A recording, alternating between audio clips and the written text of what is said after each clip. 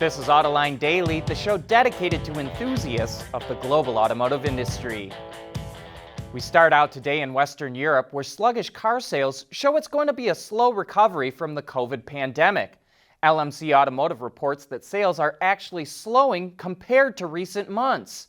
It forecasts that automakers will sell about 11 million new vehicles this year, compared to about 14 million for each of the last 3 years. Sales were down in Germany, the UK, and Spain. They were flat in France, but Italy showed a healthy increase. LMC Automotive says that sales fell despite government incentives, as a second wave of the virus in some areas have led to new lockdowns. Last month, we reported that Mercedes was facing a possible sales ban in Germany after a German court said the automaker was using technology from Japanese electronics company Sharp without a license. The court ruled that Sharp could force the automaker to stop selling vehicles in the country, but that's not going to happen. Sharp and Mercedes' parent company Daimler just signed a licensing deal for wireless transmission technology, which settles the dispute. The official EPA ratings for the Polestar 2 are in, and it's a bit disappointing. The range is rated at 233 miles, which is well below the 275 miles the company was targeting from its 78 kilowatt-hour battery pack. For comparison, a Tesla Model 3 long range with all-wheel drive has 322 miles of range, and the performance version is at 299 miles. Both of those numbers are with a 75 kilowatt-hour battery. We got a chance to drive the Polestar 2 a few months back, and if you want to see those impressions, just click the link in the transcript or the description box below. If you haven't been following the Major League Baseball playoffs, here's one reason you might want to watch. General Motors will unveil the new Hummer EV during a commercial break in the first game of the World Series on October 20th. But if you want more, the company is also streaming a live unveil on YouTube the same night. While we haven't seen it yet, GM has announced that the Hummer EV will crank out up to 1,000 horsepower, 11,500 pound-feet of torque, and move from 0 to 60 miles per hour in just 3 seconds. We want to know what drives your testing. OTA, connected car, diagnostics, remote testing. Intrepid Control Systems is here to help you work from anywhere. Intrepid Control Systems, driven by your data.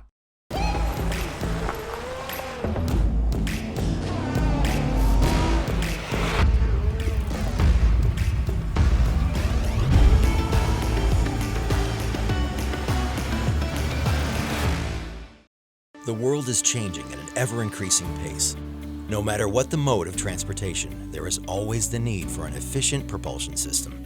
And that's exactly what BorgWarner has been doing since the earliest days of the automotive industry. Hey, have you heard of the Rebelle Rally? If not, it's an all-women off-road event that covers 1,500 miles of desert in California and Nevada without the use of any digital technology. Only maps and compasses for this event.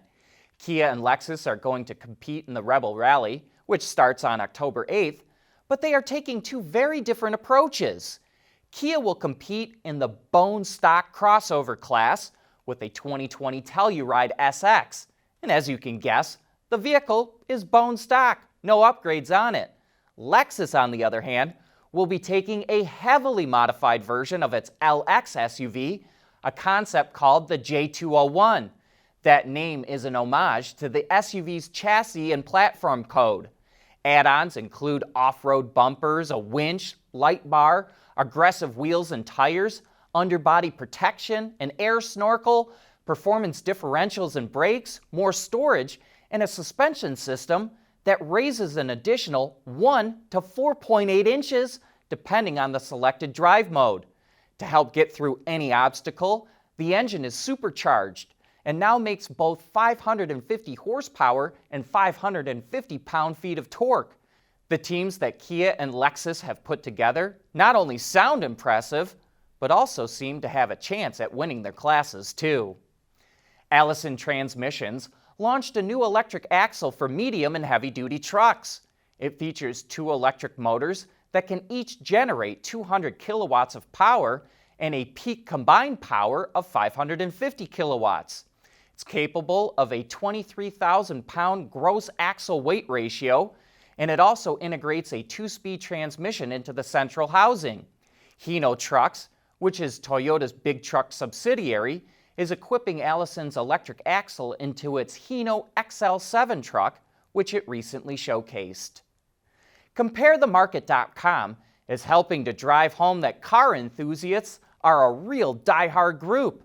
It looked at Instagram posts for car-related tattoos and compiled a list of the top brands to be branded on somebody's skin. Volkswagen holds the #1 spot for brands and is followed by Jeep, Cadillac, and surprisingly, Pontiac, which went away nearly 10 years ago. The top models to be tattooed is also a bit of a shocker. The most common car is the Chevy Impala, which just eked out the DeLorean, while the Corvette comes in third. And if anyone out there has some automotive-related ink, we'd love for you to share it with us. Autoline Daily is brought to you by Bridgestone Tires, your journey, our passion. Intrepid Control Systems, over-the-air engineering, boost your game. And by BorgWarner, propulsion solutions that support a clean, energy-efficient world. We had a Volkswagen Golf TSI in the Autoline garage this week, and it was like visiting with an old friend. Everything about the car is comfortable and familiar. VW figured out what the Golf is all about decades ago and just keeps making it better. The styling is conservative inside and out, the controls are all where they've always been, and there's no newfangled technology to figure out. But you do get a rock-solid car that is a lot of fun to drive. The structure is impressively stiff, and while the suspension provides a supple ride, the Golf corners really well. VW has done a masterful job of blending the perfect combination of springs, shocks, bushings, and sway bars. The Golf's 1.4-liter turbo is surprisingly responsive and quiet, even when driving above posted highway speeds. And we were lucky enough to test drive one with a 6-speed manual transmission. The only critique that John had is that the pedals could be better positioned for heel-toe driving. The brake pedal is positioned a bit too high to make heel and toe easy and comfortable to do. That's if you're into that sort of thing. But it'd be an easy fix that we think would make this car even more fun to drive.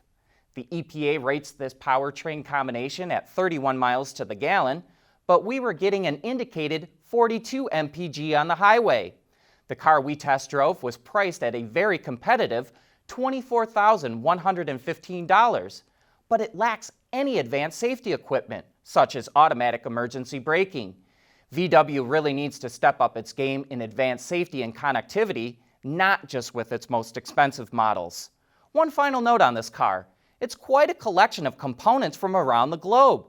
The transmission comes from Japan, the engine is made in Brazil, and the car was assembled in Mexico, and of course, everything was engineered in Germany. And hey, be sure to join us tomorrow afternoon when we take a deep dive into the development of the new Acura TLX. We'll have the team leader, Ken Sheridan, and chief engineer Mark Ernst on Autoline After Hours. Frank Marcus will also be on the show, so join John and Gary when we go live tomorrow afternoon at 3 p.m. Eastern Time. But that wraps up today's show. Thanks for watching, and please join us again tomorrow.